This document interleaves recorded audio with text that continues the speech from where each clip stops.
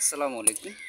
আজকে আপনাদের কিছু চমৎকার জিনিস দেখাচ্ছি, যারা কবুতর এবং মুরগি একসাথে সমন্বয় করে লালন পালন করেন, বিশেষ করে গ্রামে।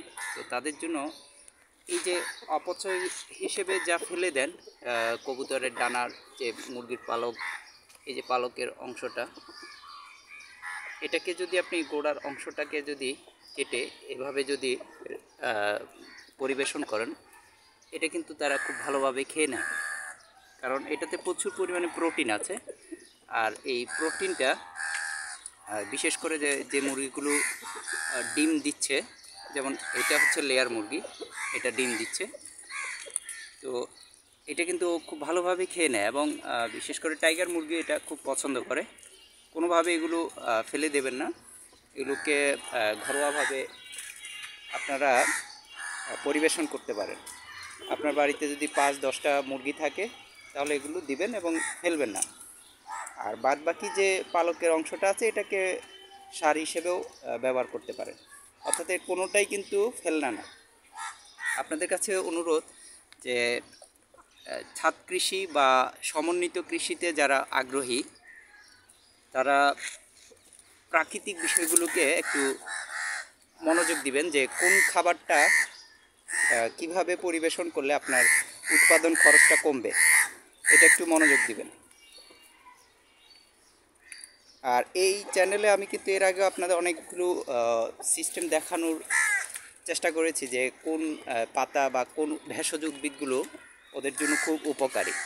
বিশেষ করে যারা বড় পরিসরে প্রজেক্ট করেন তারাও কিন্তু এটা অ্যাপ্লাই করতে পারেন। আপনার কোনো রকম ভ্যাকসিন দেওয়ারও প্রয়োজন হবে না। আমি কিন্তু এদের কোনো প্রকার ভ্যাকসিন দিই না। তো আমার এর আরও একটা ছিল এই সাইজের, ওটা আমি একটা কারণবশত জবে করেছিলাম, এটা জায়গা সংকুলান হচ্ছে না বলে ওটা আমি জবে করে দিয়েছিলাম। তো আমার এই আজকের ভিডিও করার উদ্দেশ্য হচ্ছে, আপনারা যেগুলো অপচয় করেন, অপচয় না মানে অপ্রয়োজনীয় মনে করে ফেলে দেন, এটাকে কিন্তু কাজে লাগিয়ে আপনারা আপনাদের মুরগির খাবারকে আরও প্রোটিনটাকে সমৃদ্ধ করতে পারেন এবং বিনা খরচে। তো আগামী দিন কিন্তু আলহামদুলিল্লাহ এগুলো প্রোটিন খাওয়ার পরপরই কিন্তু সে কন্টিনিউয়াস ডিম দিচ্ছে এবং ডিম মিস হয় না। তো এই ছিল আজকের ভিডিও। ভালো লাগলে অবশ্যই সাথে থাকবেন, কারণ আমি অনেক সিক্রেট কিছু দেখানোর চেষ্টা করি, যেগুলো আমাদের প্রাচীন যুগ থেকে আমাদের গ্রামের বা আমাদের ভারতীয় উপমহাদেশের কিংবা মানুষ প্রাচীন যুগ থেকে এগুলোকে ব্যবহার করত। তো আধুনিক কৃষিতে এসে অনেকটাই আমরা এগুলো হারিয়ে ফেলছি। তো ওই নলেজটাকে একটু ডেভেলপ করার চেষ্টা করছি আমরা। সাথে থাকবেন। আজ এতটুকু, পরে আবার দেখা হবে অন্য একটা পারপাসে। ততক্ষণ ভালো থাকুন। আসসালামু আলাইকুম।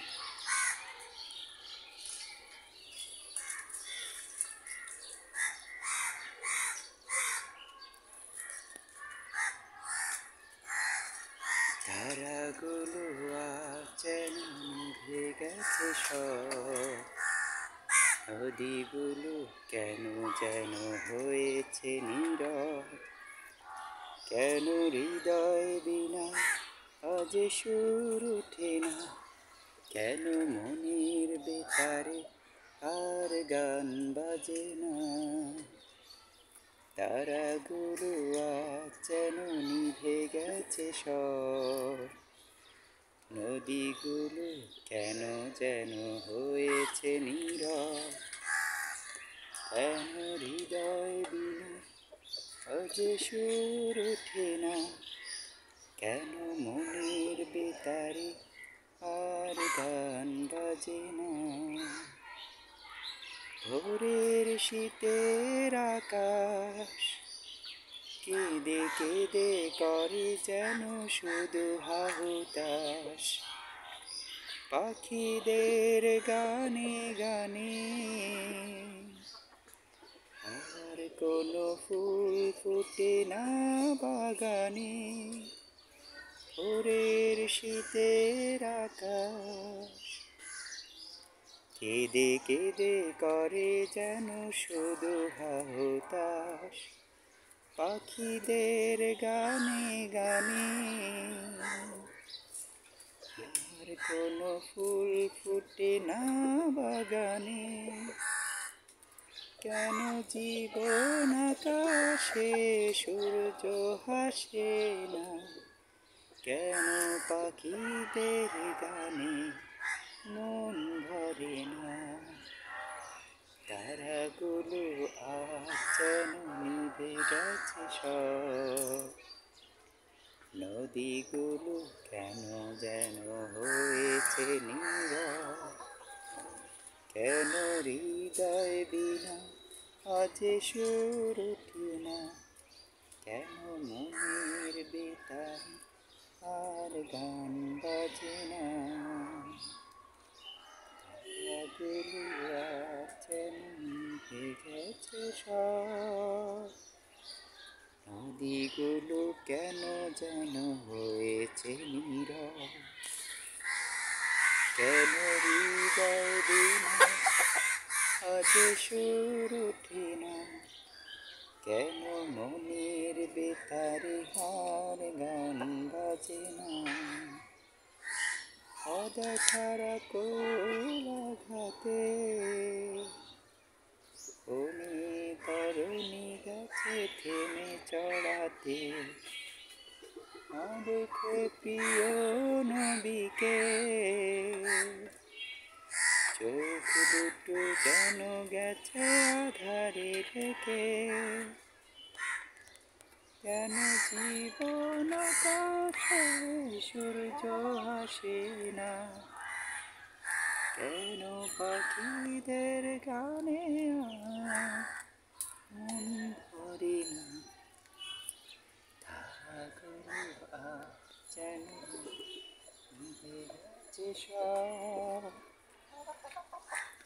নদীগুলো কেন যেন হয়েছে নীরব, কেন হৃদয় বিনা আজ সুর ওঠে না, কেন মনের বেতারে আর গান বাজে না। তারাগুলো আজ যেন নিভে গেছে সব, নদীগুলো কেন যেন হয়েছে নীরব, কেন হৃদয় বিনা আজ সুর ওঠে না, কেন মনের বেতারে আর গান বাজে না।